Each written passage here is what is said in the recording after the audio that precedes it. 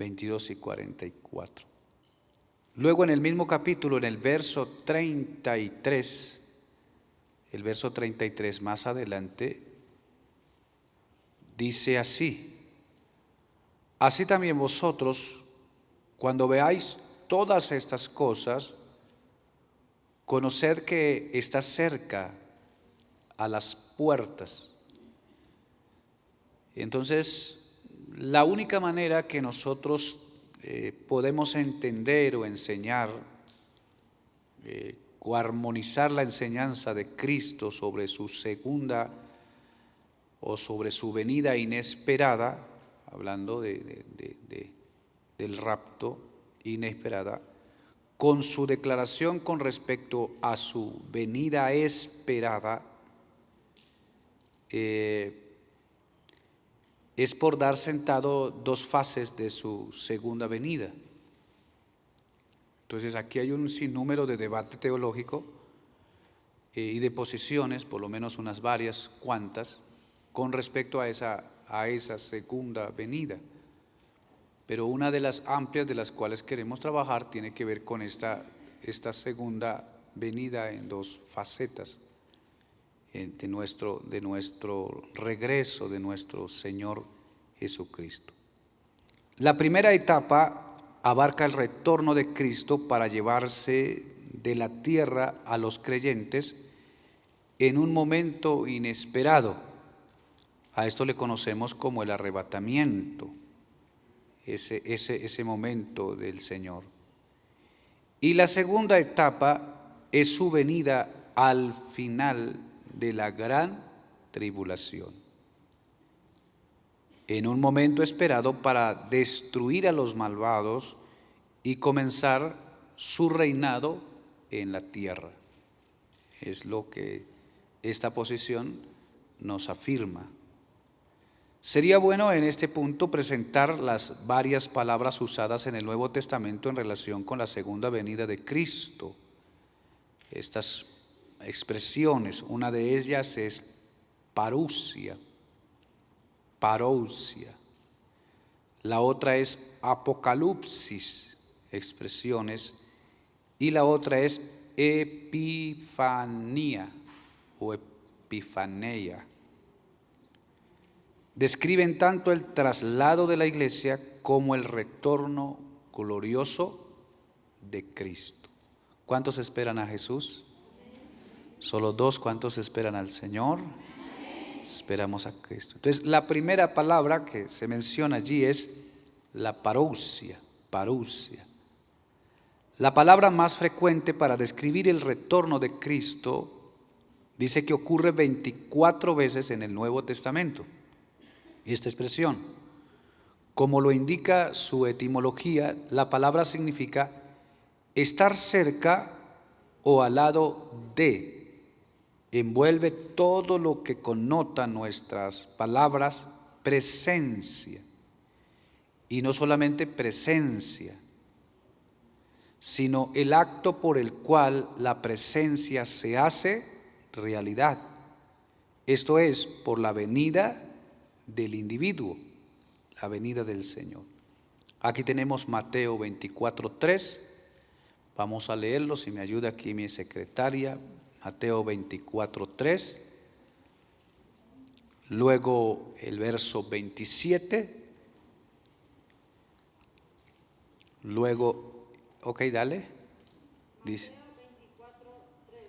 Y estando él sentado en el monte de los olivos, los discípulos se le acercaron aparte, diciendo: dinos, ¿cuándo serán estas cosas y qué señales habrá de tu venida y del final del siglo? Es una pregunta.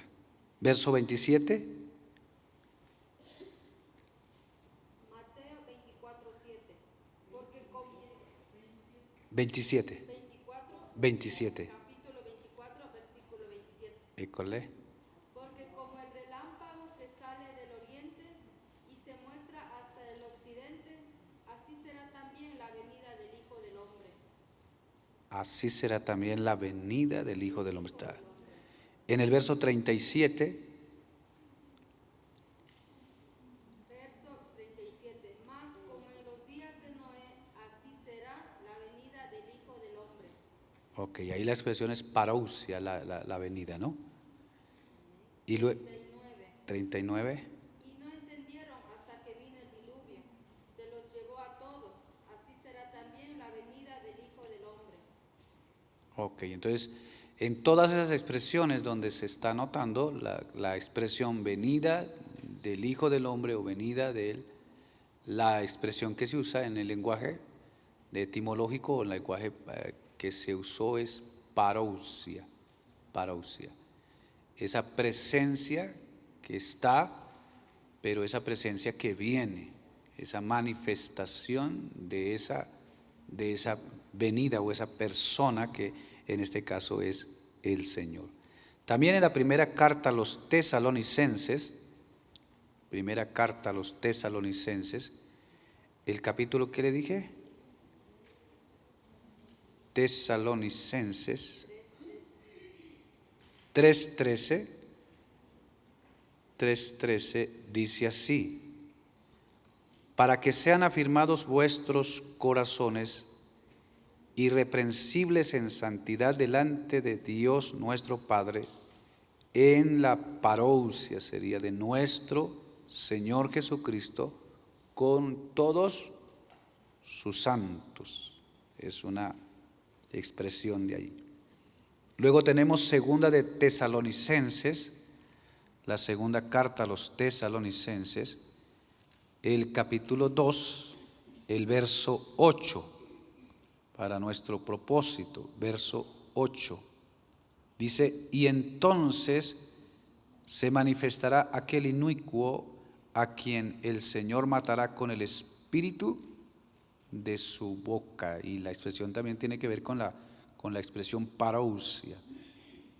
Y luego en segunda carta de Pedro, segunda carta del apóstol Pedro, el capítulo ¿qué le dije? Capítulo 1, verso 16, dice así: porque no os hemos dado a conocer el poder y la venida o la parousia de nuestro Señor Jesucristo, siguiendo fábulas artificiosas, sino como habiendo visto con nuestros propios ojos su majestad. Entonces, esta primera expresión, parousia, es la expresión. La otra que hemos leído es la palabra apocalipsis.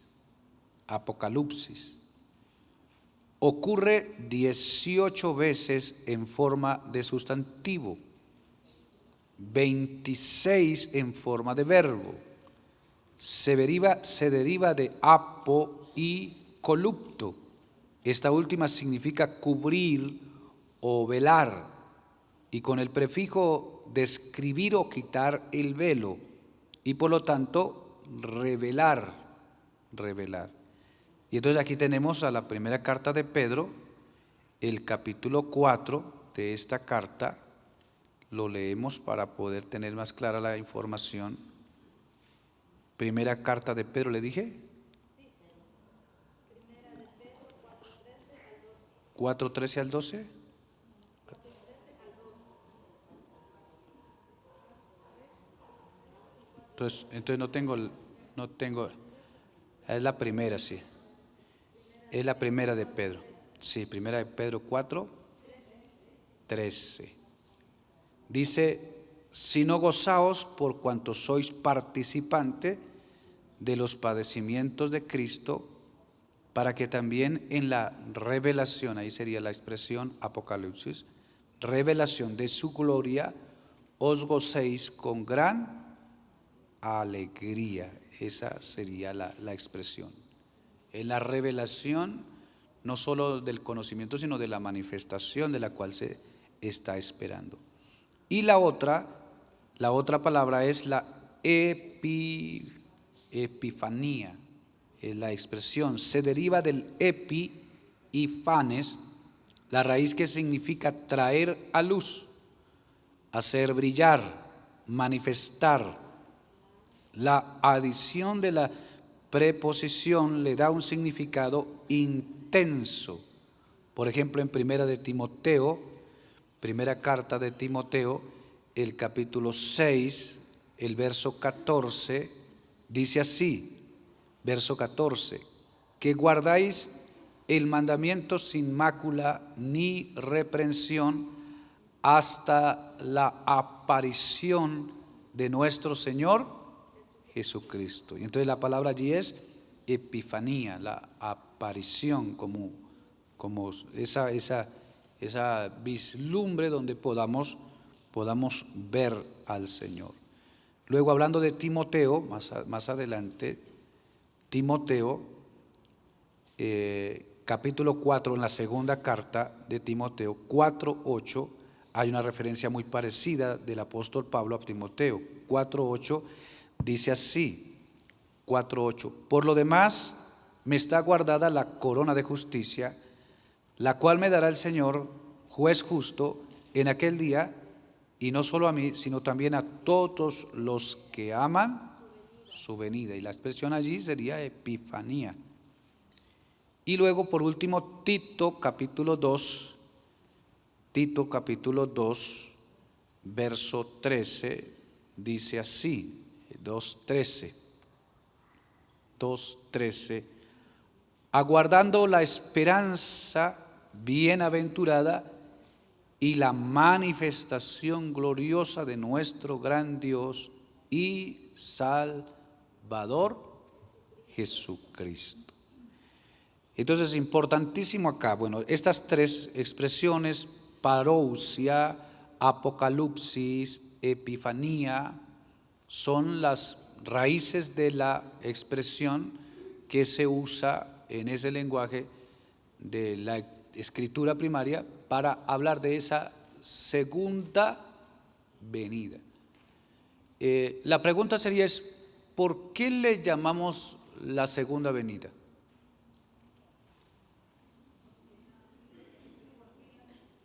¿Perdón? Ok. Le llamamos la segunda venida porque ya hubo una primera, ¿cierto? Cristo vino por primera vez, el Mesías ya vino. Y decimos eso en el sentido porque en el contexto judío el Mesías no ha venido, ellos siguen esperando al Mesías. Para nosotros los cristianos, Cristo ya vino, estableció el mensaje del reino, resolvió el problema del pecado, abre la puerta para la salvación, fue y prometió volver.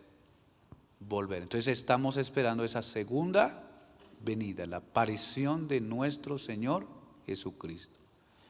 Según el contexto de la teoría o del estudio hacia dónde lo enfocamos, en esta nuestras creencias entendemos esa parousia o esa apocalipsis o esa epifanía, segunda venida en dos fases.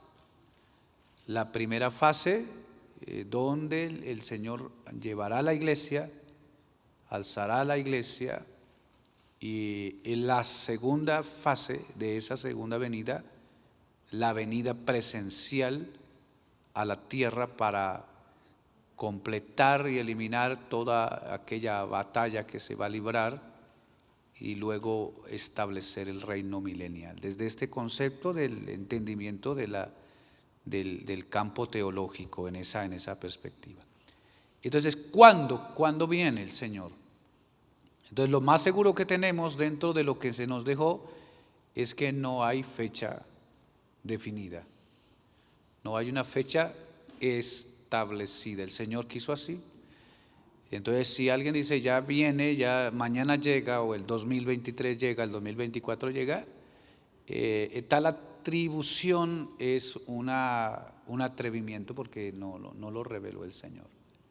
Y entonces hemos tenido a lo largo de la historia muchos profetas que se han levantado diciendo que ya tal y han dado fecha, pero luego la fecha se cambió y se alteró, y lo que hemos tenido son decepciones para los que no creen todavía en Cristo de nuestros errores, de algunos que se dejan, entusiasmar en ese campo espiritual y terminan atribuyendo definición que no es. Lo más seguro es que la fecha no está dicha. El Señor no dio la fecha. ¿Cuándo? ¿En qué momento? No. Jesús fue claro diciendo a los discípulos: esa información no es mía, no es de los ángeles, esa información es del Padre, el momento exacto. Solamente nos colocó a nosotros en ese sentido. Esperen. ¿Cuándo? Como si fuera hoy. Velen para que ese día no los agarre sorprendidos. Entonces, una pregunta acá. ¿Por qué cree usted que el Señor no nos dio la fecha exacta?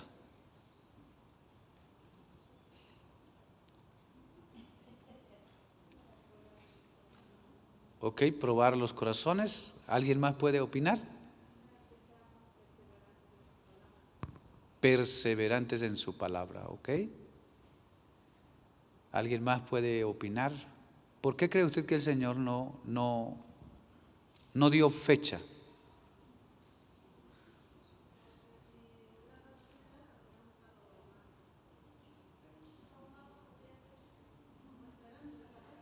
Más alerta, ¿verdad?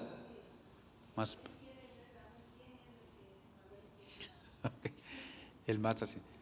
Entonces, cuando uno no da una información, puede no darla por dos razones. Uno, porque no la sabe, u otra, porque no quiere decirla.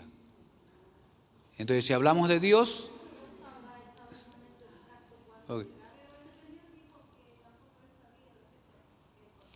ok, ¿está bien? Está bien eso.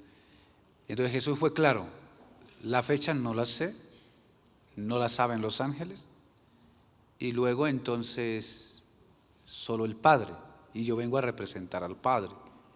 Y bueno, luego surgirían otras reflexiones con respecto a eso. Pero el detalle es si te alertas, porque es que en esta temporada nuestras sociedades cristianas, claro, nosotros vamos manejándonos por las señales. Cuando suceden cosas en el ámbito de las naciones y del ambiente global, que todas se van como pareciendo hacia lo que dijo la Escritura.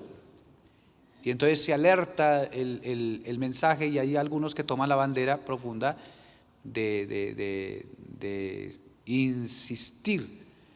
Entonces, una de las cosas que sí es cierta es: esa segunda debe ser inminente, debe suceder. No tenemos la fecha y la hora exacta de esa segunda venida. Lo más probable es que venga, pero debemos ser conscientes que ninguno, por muy erudito que sea o ungido que sea, puede tomarse la atribución de decir ya es la fecha, es el momento. Entonces, el mundo ha tenido guerras, rumores de guerras, ha tenido hambres, ha tenido en la historia parte de las manifestaciones. Y claro, imagínense que las iglesias en las que les ha correspondido, claro, ha sido una oportunidad para seguir insistiendo y llamando a la humanidad que la venida de Cristo está cerca. Pero llevamos, ¿cuánto esperando? 2000 años esperando. Y 2000 años son una fecha importante. Entonces nosotros somos conscientes que posiblemente somos la generación de esta experiencia, y ojalá lo seamos. Creo que bienaventurada la generación que tenga la experiencia de ser arrebatada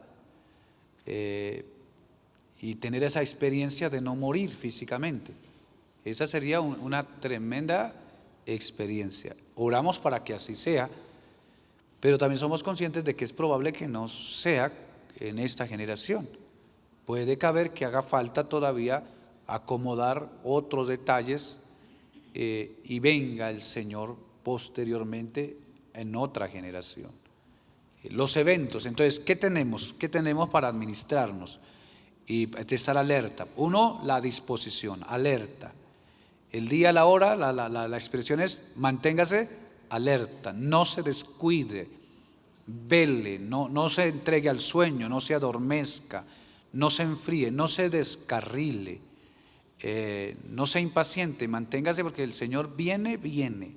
Ahora, cuando se escribió la Escritura, los que escribieron esperaban al Señor en esa generación.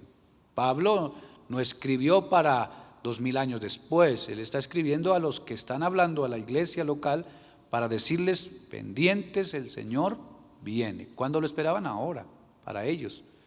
Pero ellos murieron de la forma que ustedes conocen, que lo padecieron, no vino el Señor. Y han pasado de ahí en adelante las generaciones que corresponden y les seguimos esperando. Entonces la primera información acá es lo más seguro, lo más cierto es su segunda venida. Él viene.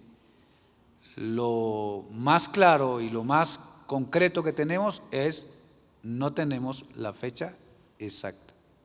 No tenemos esa fecha exacta.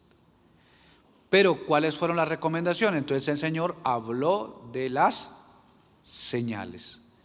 Y entonces aquí tenemos que leer la Escritura para que podamos entrar a esas señales. Y estamos en el capítulo 24 de Mateo, para nuestro provecho de clase, Mateo 24, y luego Lucas 21. Estoy hablando del capítulo completo. Y para la necesidad que tenemos, hay que leerla. Vamos a leer la Escritura, Mateo 24. Vaya a su Biblia, usted vino a clase en esta escuela.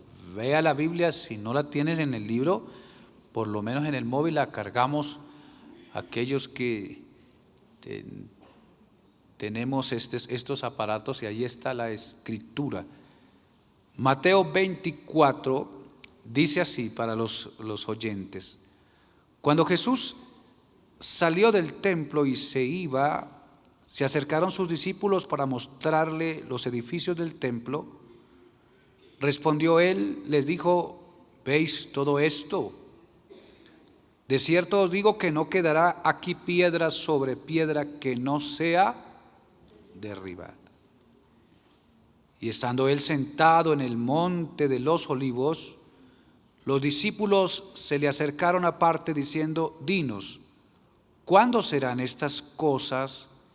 ¿Y qué señal habrá de tu venida y del fin del siglo? Es una pregunta. El Señor respondió Jesús, les dijo: mirad que nadie os engañe, porque vendrán muchos en mi nombre diciendo: yo soy el Cristo, y a muchos se engañarán, y oiréis de guerras y rumores de guerras. Mirad que no os turbéis, porque es necesario que todo esto acontezca, pero aún no es el fin. Porque se levantará nación contra nación y reino contra reino, y habrá pestes y hambres y terremotos en diferentes lugares, y todo esto será principio de dolores. Entonces os entregarán a tribulación y os matarán, y seréis aborrecidos de todas las gentes por causa de mi nombre. Muchos tropezarán entonces, y se entregarán unos a otros, y unos a otros se aborrecerán, y muchos falsos profetas se levantarán, y engañarán a muchos, y por haberse multiplicado la maldad, el amor de muchos se enfriará. Mas el que persevere hasta el fin, este será salvo. Y será predicado este evangelio del reino en todo el mundo para testimonio a todas las naciones, y entonces vendrá el fin. Entonces vendrá el fin. Hasta aquí para el provecho de la lectura. Señales tenemos como referencia de la segunda venida de Cristo. Señales importantes. Entonces, debemos estar pendientes de esa segunda venida, pero debemos estar pendientes de lo que sucede en el mundo. Porque lo que sucede en el mundo nos da como resultado, como el apresuramiento de la manifestación de esa segunda venida. Entonces algunos creyentes optan por cerrarse a las informaciones de cómo va el mundo y algunos han dicho nos vamos por allá a una montaña y nos encerramos para agarrar el camino con Jesús. ¿No? Necesitamos estar actualizados de los contextos globales e internacionales, porque lo que sucede en el mundo son las señales que nos dan a nosotros como la evidencia de la cercanía de esa segunda venida. ¿Qué señales, según esta lectura, hay en esta escritura? Lo primero, habrá un aumento de los falsos profetas y de la transigencia religiosa dentro de la iglesia. Una primera señal, falsos profetas. ¿Desde cuándo hay falsos profetas?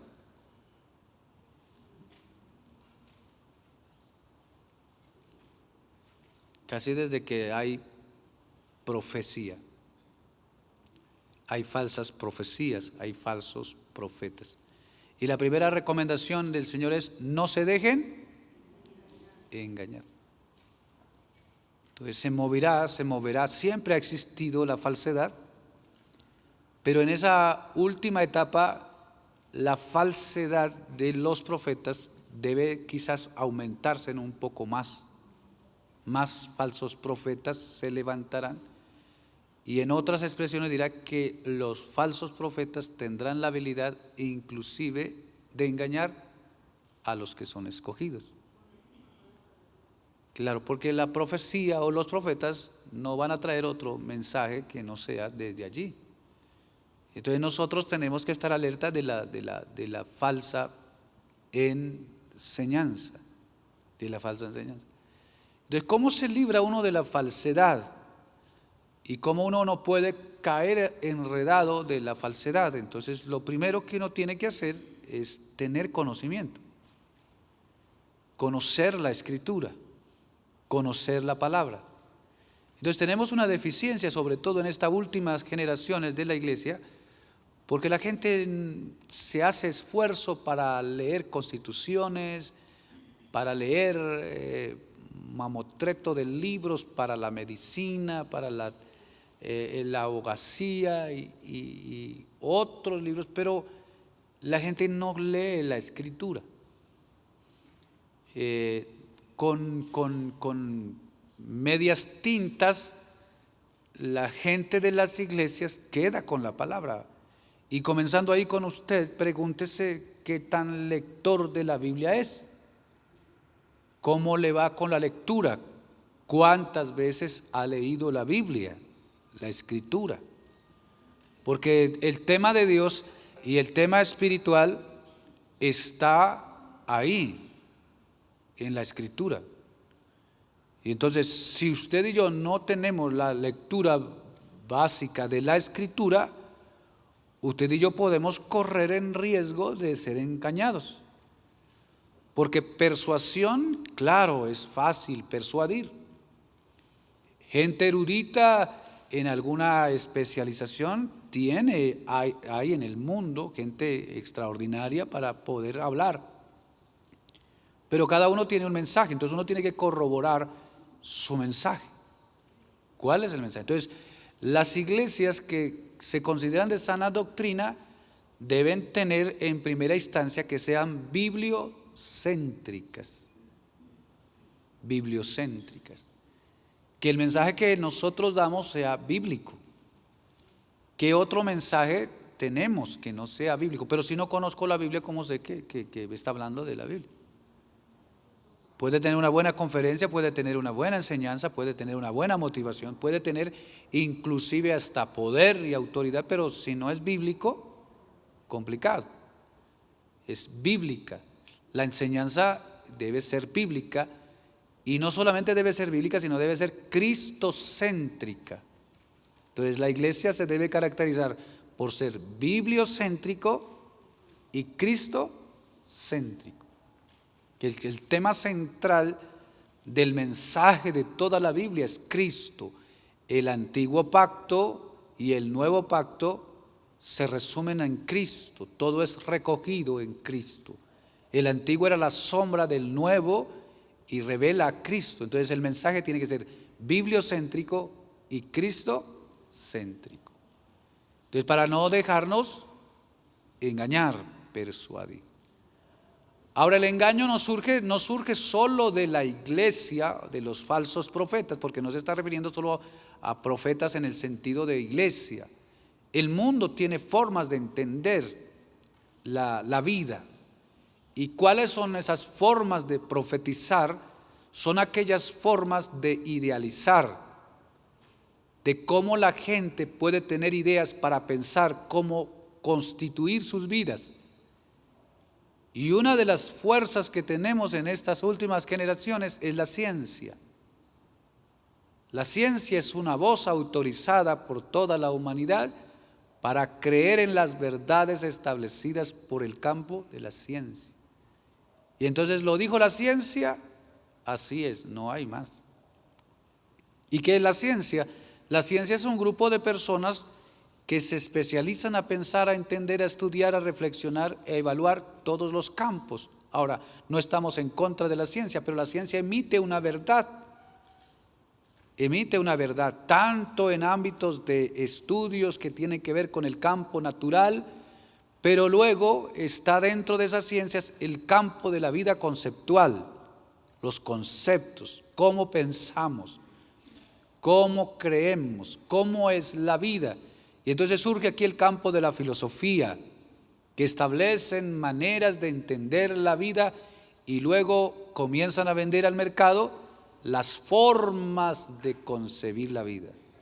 Y entonces hoy más que nunca estamos completamente vulnerables por la facilidad que tiene el mundo para llevar un mensaje. Y ese mensaje llega fácilmente, ¿a través de qué? Medios de comunicación, televisión, internet, redes sociales, fácil, y bombardea todo el tiempo. Y entonces cuando usted se expone a ver cualquier tipo de información, usted puede quedar preso sobre esa información y asumir esa información como una verdad. Quizás sin mucho cuestionamiento. ¿Quién lo dijo? Lo dijo fulano, lo dijo sutano, lo dijo. Así viven todos. Entonces se crean ahora culturas y formas de practicar la vida. Y por allí va acelerándose el asunto, las falsas, los engaños para constituir las formas de pensar y de creer para luego seguir esperando lo que la Biblia enseña. Entonces hay que tener cuidado con la influencia que hay en el mundo y el mercado que hay en el mundo. Desde un contexto cultural, nuestras culturas, nos vamos formando, creyendo. Y luego la alerta de tener nosotros la pericia y el conocimiento de la palabra para no dejarnos engañar, no de los falsos profetas que están en un sentido secular, sino de aquellas erradas interpretaciones de la escritura, porque ahora tenemos eso, las mentes, las escuelas, las formas de pensar e interpretar, cómo entendieron la escritura y ahora entendieron la escritura y establecen una verdad. Por ejemplo, una de las fuerzas que hay en el mundo es la cristiandad, en su capacidad de tener gente creyente, es la primera religión del mundo. Pero la cristiandad tiene una diversidad de interpretaciones.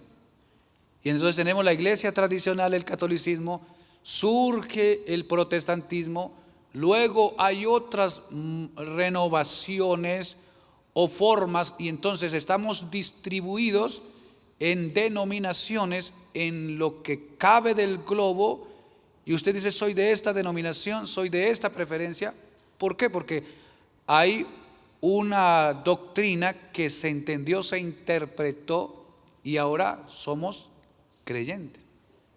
Y de esta misma palabra, que es una de las críticas del mundo, dicen de una sola Biblia, cientos o miles de religiones. Entonces estamos, ¿por qué tiene que ver? Entonces ahora nosotros estamos allí. Y entonces la primera recomendación es, ojo con el engaño, no se deje engañar. ¿Cómo se deja engañar? No se deje engañar. Entonces hay una verdad dentro de la revelación, dentro de la escritura, que uno tiene que preocuparse por tenerla en su mente. Entonces, una señal es eso, se incrementarán los falsos profetas y habrá transigencia religiosa dentro de las iglesias.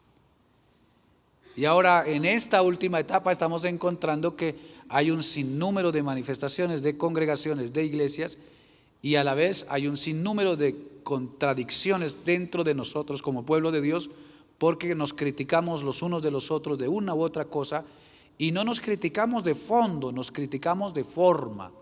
Porque una cosa importante que tenemos que entender aquí es que Dios ha permitido esta multiplicación de ramas de interpretación y de entendimiento de la palabra, pero hoy en día se critican más las formas que los fondos, el fondo.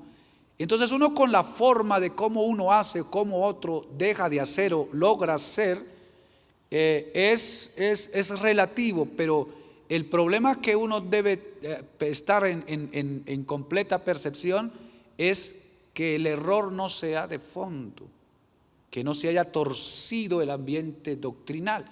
Las formas, usted tiene una forma para hacer la obra, adorar a Dios, seguir a Dios, es una forma para agradarlo. El otro tiene una forma diferente, está sirviendo a Dios. No todos podemos tener el mismo ideal, siempre y cuando sirvamos a Dios. Yo pienso que la forma no tiene nada que ver, ¿o sí? Ok, la forma tiene que ver, pero no es la preocupación, porque en sí la forma no va a definir, lo que va a definir es el fondo, esa raíz profunda de la verdad central del mensaje del Evangelio, el mensaje del Evangelio. Entonces, ojo con ese detalle. La primera recomendación es, no se deje engañar. ¿Tienes allá una pregunta? Entienda.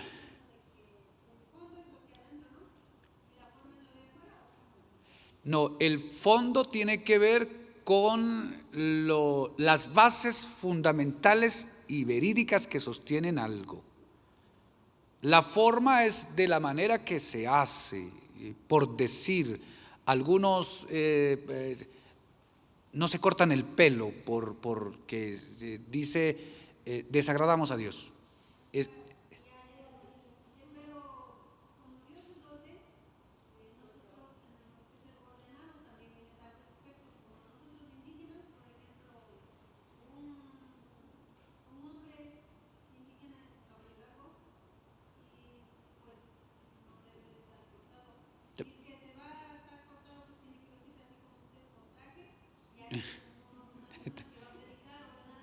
Ok, está bien, pero tú fíjese que allí serían ya formas, porque es una forma que es respetada, valorada, apreciada, con valor cultural en las personas, y las culturas van tomando las congregaciones.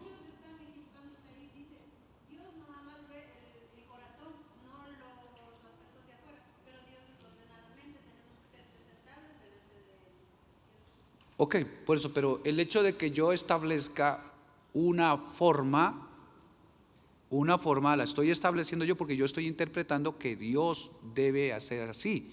Pero entonces la pregunta que uno diría, ¿cómo corroboras que Dios quiere así?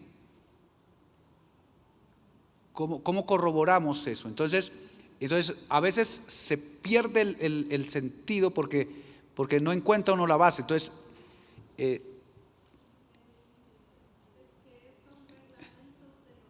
ok, entonces son formas establecidas por nosotros. Ok, está bien ahí. Entonces, claro, y es respetable.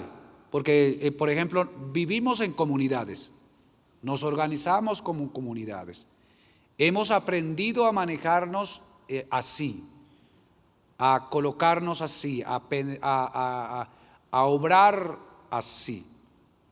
Y para nosotros está bien, es su forma, está bien. Adoras a Dios de una manera bibliocéntrica y cristocéntrica en tu forma. Entonces respeto tu forma y sé que eres un creyente que está adorando a Dios. Pero me muevo culturalmente a otras áreas de formas como están haciendo. El grupo y comunidad para ellos es la normalidad, es lo lógico, es lo común, lo que está diciendo la hermana. Tenemos una manera de percibirnos y luego de organizarnos y adecuarnos. Para nosotros es normal. Pero si sales de las fronteras del lugar de donde tú estás, vas a encontrar que esas formas son variables. Y es un sentido cultural. Uno podría decir, pero esta cultura es diabólica. No, son formas culturales que las personas van aceptando en su cosmovisión y en su convivencia, y las tienen como valiosas o formas de respetar. Entonces mi hermana hace una referencia extraordinaria dentro de nuestra cultura local. No está bien visto culturalmente que un hombre se corte el cabello. Y entonces sales a otra tienda cultural y no está bien que un hombre se deje el pelo largo. Entonces, ¿cómo defino? Lo aniquilo espiritualmente para decir, este es un pecador, hijo de...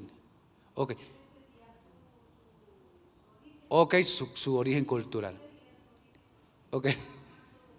Entonces, a eso me refiero con formas y fondo.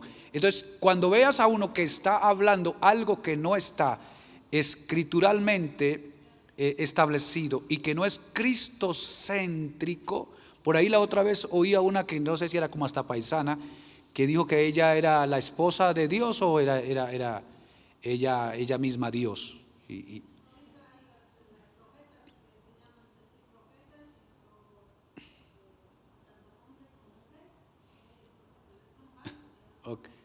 Ok, entonces ahí es donde usted va a descubrir la falsedad. ¿A qué? Falsedad, un error doctrinal de fondo que pervierta el mensaje del Evangelio. Ahí, cuidado. Pero digo yo en este sentido porque hemos entrado en si usted acerca las redes sociales, en el campo de nosotros los cristianos pasamos criticándonos los unos a los otros. Entonces, criticando por aquí, criticando por allí, porque el uno habló que prosperidad, el otro habló que una cosa. Entonces nos estamos linchando entre nosotros mismos. Entonces cuando vamos a manifestarnos al mundo, entonces el mundo dice, estos pobres, el diablo ya no necesita más como detenerlos, ellos mismos están enredados. Entonces pasa en las iglesias. Fíjese que las iglesias no crecen no por la amenaza de afuera. Mire, llevamos acá 2 días extraordinarios sentados y no hemos tenido interrupción de nadie que venga a colocarnos una demanda porque estamos aquí reunidos. Pero nosotros, entre nosotros mismos como cristianos, entonces vemos al hermanito que no se sentó bien, que no se acomodó bien, que no hizo bien como yo pienso, y entonces termino linchándolo. Y en las iglesias se mete un espíritu de crítica, de murmuración y de envidia entre nosotros, y nos termina destruyendo. Entonces, ¿por qué se dividen las iglesias? Porque las iglesias no tenemos la capacidad de tener ese amor y esa comprensión de los unos a los otros, saber que somos uno y que tenemos que tener en algún momento dado un momento de tolerancia para entender a los débiles que están dentro de nosotros. Entonces, eso como para ilustrar un poquito más el tema de esa forma. Pero si encuentras a un hermano que está dentro de la iglesia invocando a Satanás, entonces ahí sí, expúlselo. Pero si es otra cosa, entonces no se deje enredar ni termine dañando, porque a veces nosotros vamos perdiendo las comunidades en nosotros mismos.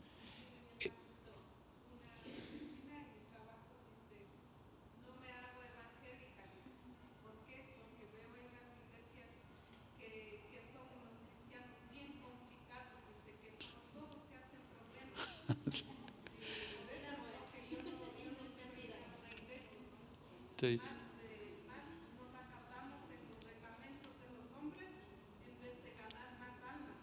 Ok, entonces tenemos esas verdades allí, pero aquí el punto es eso. Entonces, ¿cómo tenemos nosotros esa luz del Espíritu Santo en nosotros para poder tener claridad de la Escritura y de la interpretación de la Escritura, para que cuando oigamos mensajes o formas de establecer maneras de pensar, entendamos que hay un ambiente de falsedad dentro de los campos?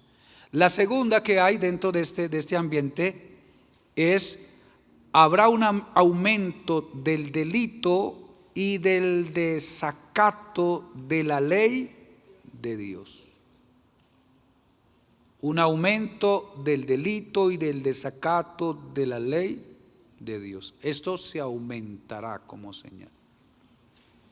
Homicidios, muertes, en esos esquemas, violencia, pues habida y por haber, hoy más que nunca nosotros estamos sufriendo a nivel nacional un brote de estos flagelos, delitos, gente sin temor a Dios, gente sin respeto por la consideración de la vida. Entonces se levanta gente y para uno matar a otro se necesita un estado desquiciado de conducta mental para salir, o un momento de mucha frustración y de ira para ir hacia allá. Entonces tenemos un mundo violento. Entonces se va a manifestar esa violencia en mayor dimensión. Y desacato a la ley de Dios, pues hoy más que nunca tenemos un mundo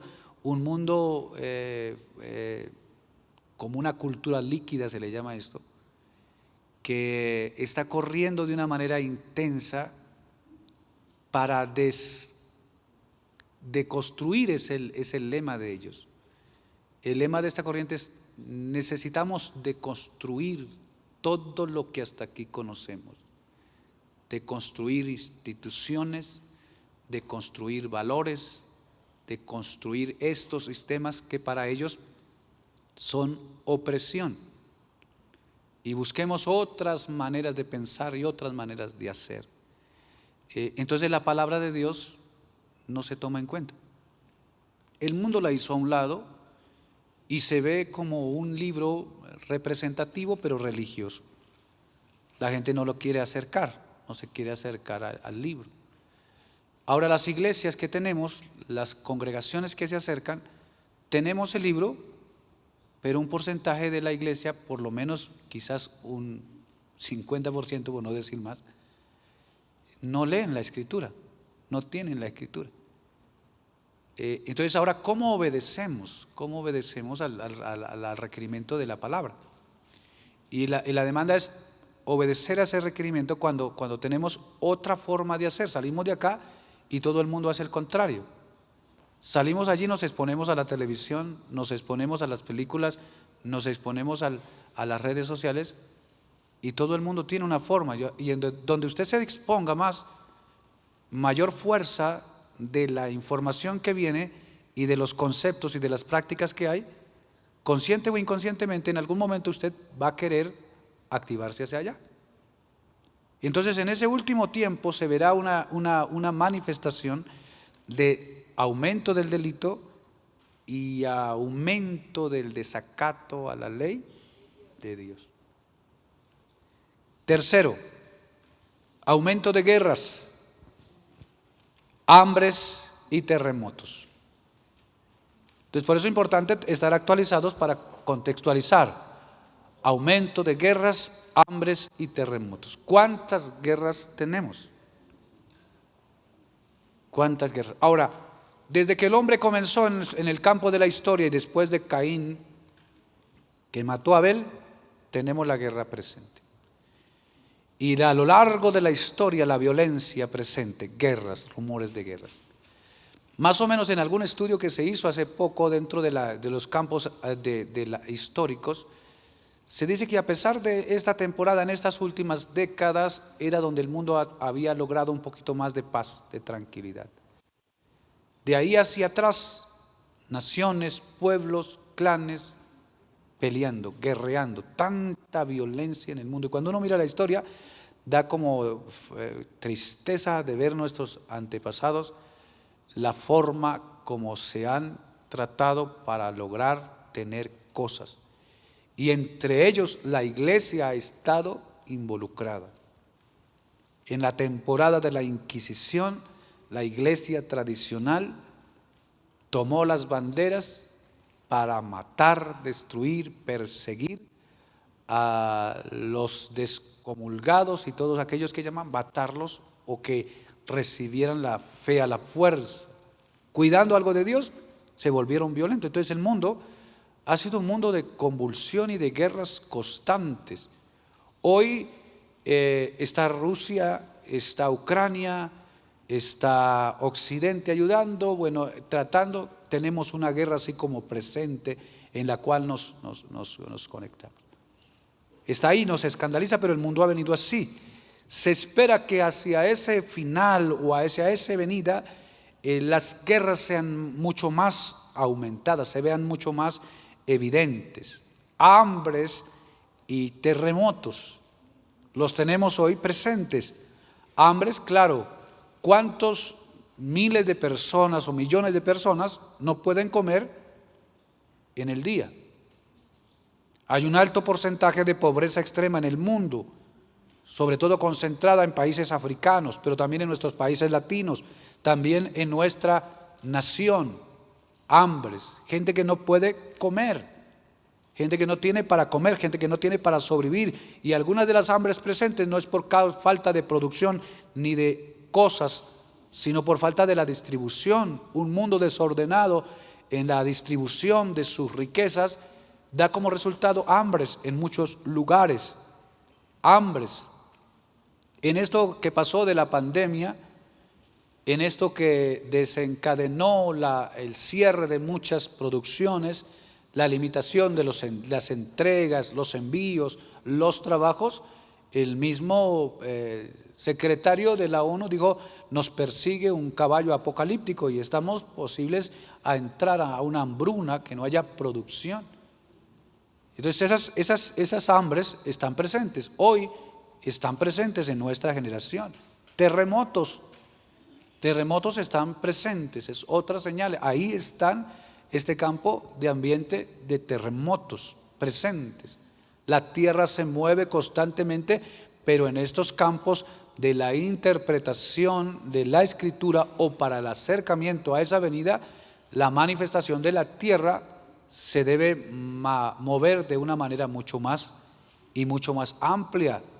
Nosotros tuvimos acá uno que fue en el 2016, ¿estoy bien? Sí, el 16. ¿Cuántas vidas cobramos ahí? Hace poquito tuvimos otro también en la nación, Turquía, el de Turquía, que ha sido uno de los más devastadores de su historia, cobró cientos de miles de vidas, murieron allí, terremotos con otra dimensión. Se esperan desde la parte científica que la Tierra se comienza a mover a otra escala. Hasta ahora la Tierra ha experimentado un terremoto, creo que el máximo en la escala de Richter es de 9.4, si no estoy mal, el que sacudió a Chile, y las predicciones dicen que se esperan los megaterremotos que superen eso, los 9, los 10 destruyen. Si hay uno de 10, las naciones se acaban y está presente. Entonces esas manifestaciones están. Los científicos, creo que uno de los más profetas de esta generación es la misma ciencia. Con el calentamiento global, el mundo se está descomponiendo, la geografía del mundo está alterada. Y bueno, hay una respuesta científica para hablar del calentamiento global y todo lo que entonces el mundo se queda ahí. Pero la manifestación es bíblica, ahí está la palabra.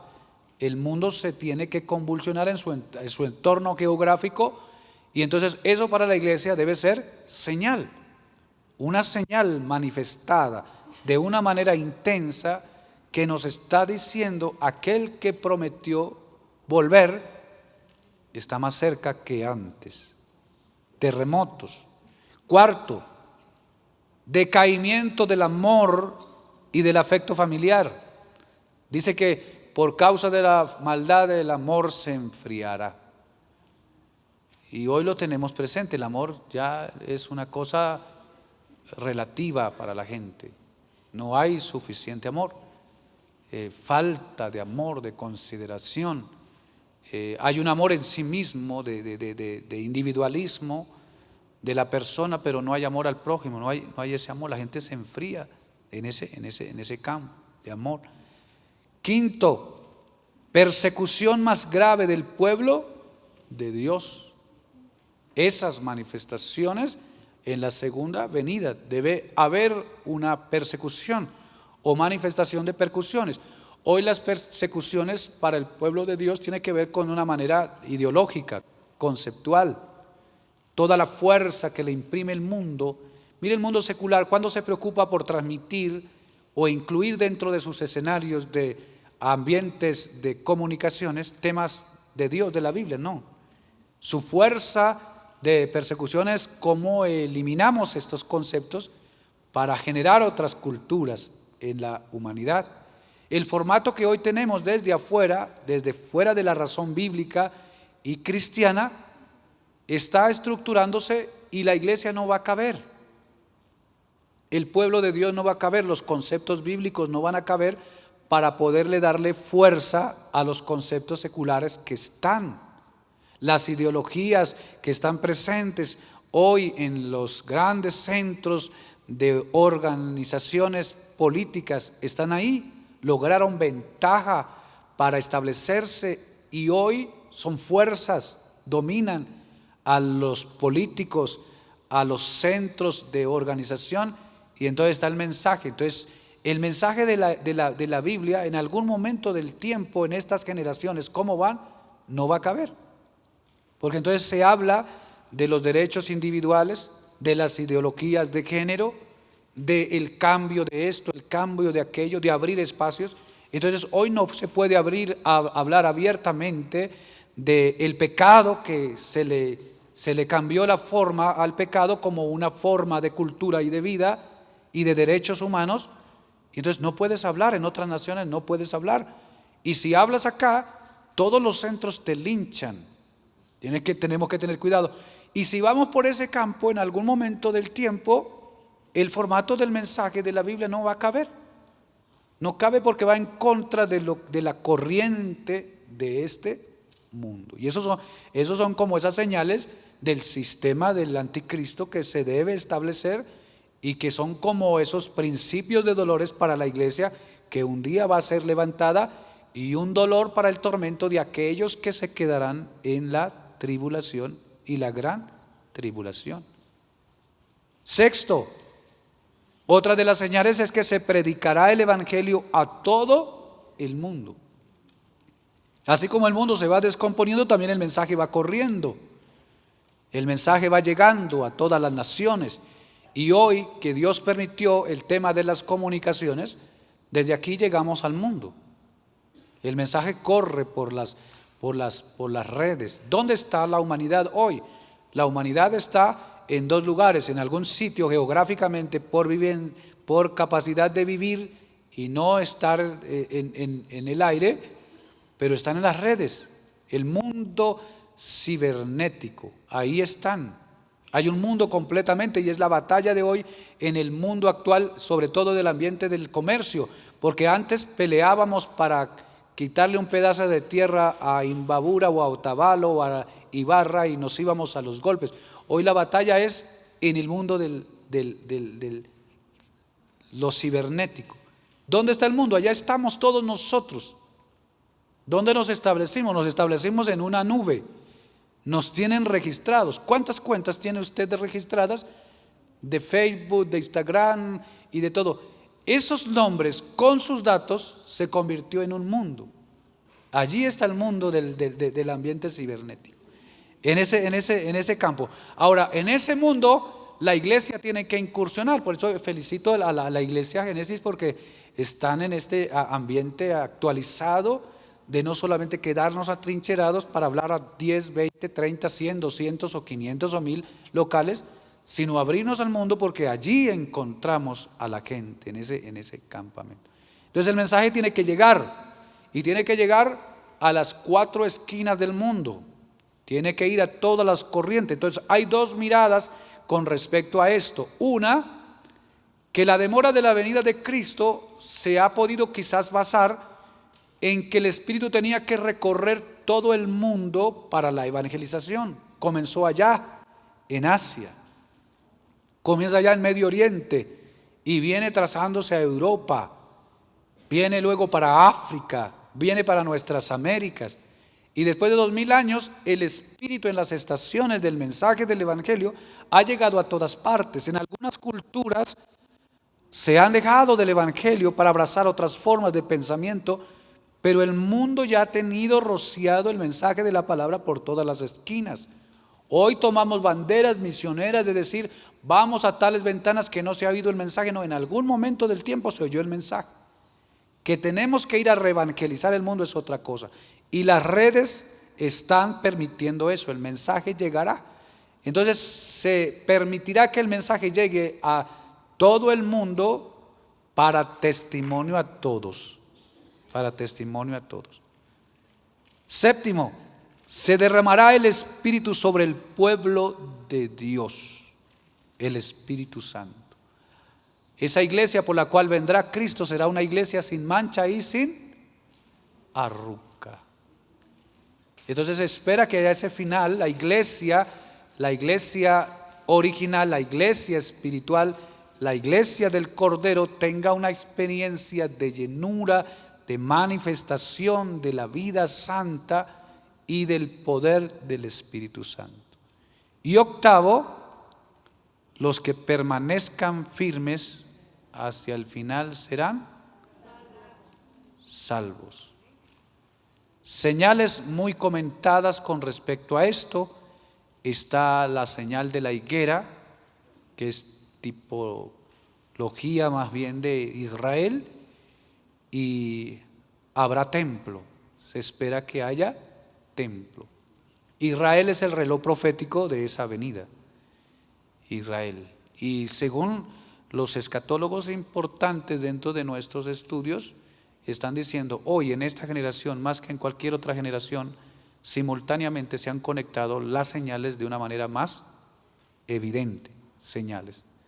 En otras ocasiones Israel estaba desierto, Israel estaba disperso por las naciones de la tierra. Pero después del 1048 se le dio a Israel la oportunidad de volver a ser nación, pueblo. Y hoy desde allá hasta acá tenemos una nación pujante, Israel, el pueblo de Dios, que estaba dentro de la promesa. Entonces Israel se convierte en un reloj, la higuera. Cuando las hojas están verdes, es señal de que el fruto ya está para manifestar. Entonces Israel se convierte en ese reloj profético y hay que estar pendiente del mundo, cómo fluye el mundo con estas señales y qué comportamiento tiene Israel. Entonces para esa última etapa, Israel ya es una nación y hoy es una nación, ya cumplió, ¿cuántos? Creo que más de 70 años, cumplió su primera generación.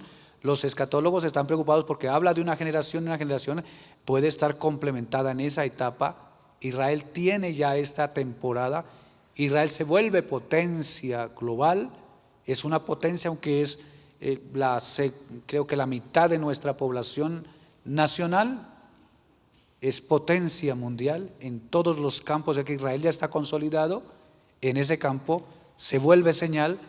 Y la otra señal que se espera es que se haga el templo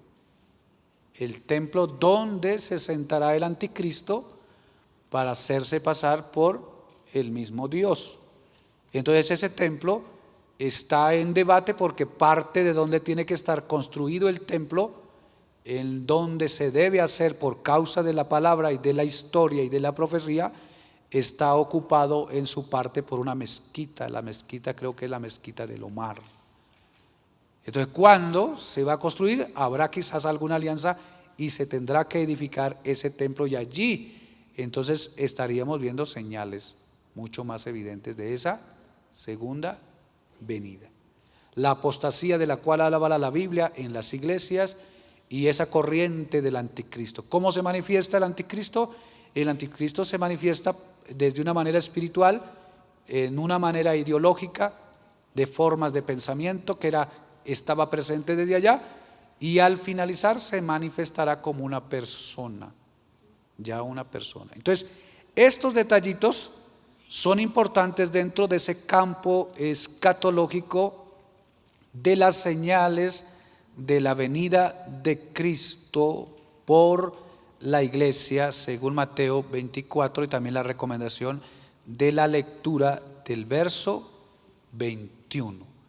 Y desde aquí pues todavía nos queda mucha tela por cortar, que para ello vamos a necesitar, allá con mi hermana Luz, Mila, se me fue hermana Luz, algo otro tiempo importante para poder seguir avanzando con estos procesos, porque queda pendiente hablar del arrebatamiento, que es un tema completamente, por lo menos de 2 horas largas. Esa segunda venida, queda pendiente hablar de la tribulación y la gran tribulación, queda pendiente hablar, qué sé yo, de todo lo que se va a desencadenar allí, de los 7 sellos, las 7 copas y bueno, todo aquello que está dentro del campo. Así que como se nos propuso un estudio bíblico desde características de ambientes de seminario, entonces queda en continuará esta otra parte. Entonces esta es la primera parte de la cual teníamos que hablar, presupuestados por el tiempo. Quedan por lo menos 3 participaciones más de las mismas para poder agotar el tema.